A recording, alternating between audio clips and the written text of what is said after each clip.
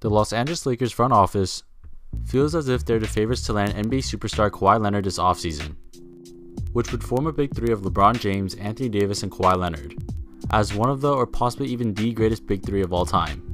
Should such a scenario happen, the Los Angeles Lakers will be heavy favorites to win next season's title, but the biggest knock that skeptics hold against them will be their inability to build a quality bench. It's true that a large portion of the top NBA free agents are already off the market, but in this video I'm going to dispel the idea that the bench would be a lost cause after a potential Kawhi Leonard signing. The Lakers would already have 4 of their 5 members of their starting lineup figured out, with a big three of Kawhi Leonard, LeBron James, Anthony Davis, and then Kyle Kuzma. Some may think that the Lakers have a gaping hole at their point guard position, but that will be assigned to LeBron James in a Ben Simmons Philadelphia 76ers type role. Obviously LeBron can do everything Simmons can do and more. That leaves a shooting guard to complete the starting unit, who has to be a knockdown shooter from beyond the arc. The Lakers will have a mid-level exception, and those who are optimistic hope for that player to be Danny Green, but he has plenty of teams willing to offer him a lucrative deal. So to lower their expectations, it would be a safe bet to assume Kentavious Caldwell-Pope will re-sign with the Lakers for the mid-level exception. I know how people may feel about that, but honestly there aren't much better options on the market, and KCP being a client of Clutch Sports would be a reasonable target. This would mark the completion of a starting lineup consisting of LeBron James, Kentavious Caldwell-Pope, Kawhi Leonard, Kyle Kuzma, and Anthony Davis. Off the bench, the Los Angeles Lakers have already added some veterans on the league's minimum contract in Troy Daniels and Jared Dudley, both players who provide the Lakers with some shooting from beyond the arc, something they severely lacked last season.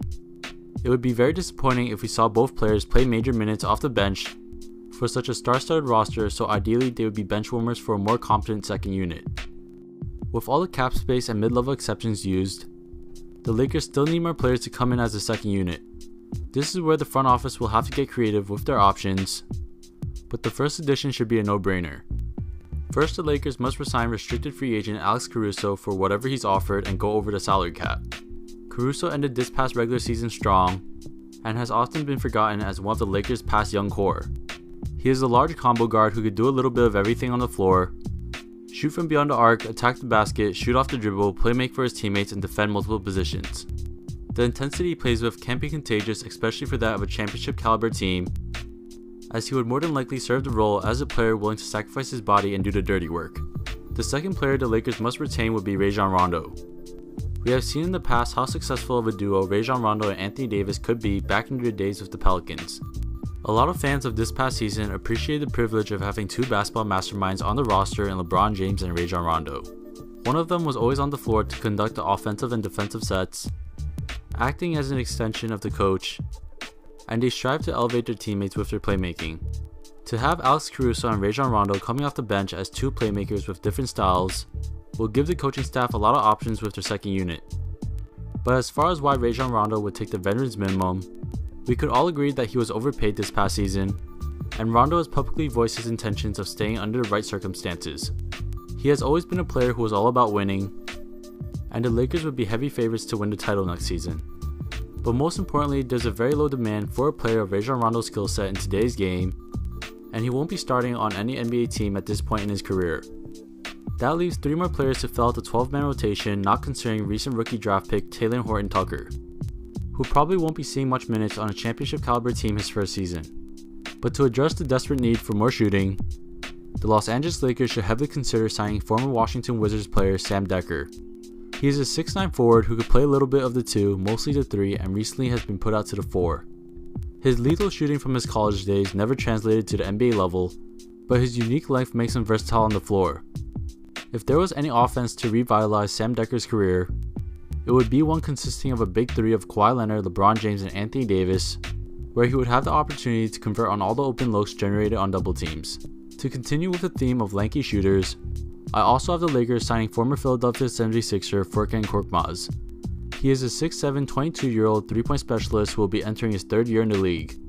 This past season was his first time being a part of the regular rotation, where he took more than 60% of his shots from beyond the arc while converting on 32% of them. Not very impressive, but it's a solid foundation moving forward for a young NBA player just starting to get a grasp of the NBA game. Finally, for my final roster addition, the Lakers will need a stretch big to come off the bench for Anthony Davis. In that case, I have the Lakers signing former Clipper JaMychal Green. He is a 6'9" power forward / center who can defend multiple positions and stretch the floor beyond the arc. Ideally, the Lakers would want another large body to come off the bench like a JaVale McGee, but he has been garnering a lot of interest from teams as of late, and he'll certainly be offered a much larger contract by another team. The next defensive big would have been Joakim Noah, who we have seen somewhat resurrect his career with the Memphis Grizzlies, but I don't know how I feel about that. Obviously, being that we're talking about the Lakers, every latest buyout candidate will be tied to the organization. So names such as Kyle Korver, Andre Iguodala, J.R. Smith, and even Carmelo Anthony will be in conversation to fill up the roster. But I didn't want to include anything in this rebuild that wasn't concrete and only considered players who are already free agents. So that's my complete roster rebuild for the Los Angeles Lakers under the circumstances that they are able to sign Kawhi Leonard. That would make a rotation of LeBron James, Kentavious Caldwell-Pope, Kawhi Leonard, Kyle Kuzma, and Anthony Davis, with Rajon Rondo, Alex Caruso, Sam Dekker, Furkan Korkmaz, and JaMychal Green coming off the bench. Bench warmers would include the names like Troy Daniels, Jared Dudley, and maybe even a Joakim Noah, but let me know in the comments what your roster build would be for the Lakers if they sign Kawhi Leonard. It's not an easy task considering the options that are left in the market. But that's it for the video, take it easy guys.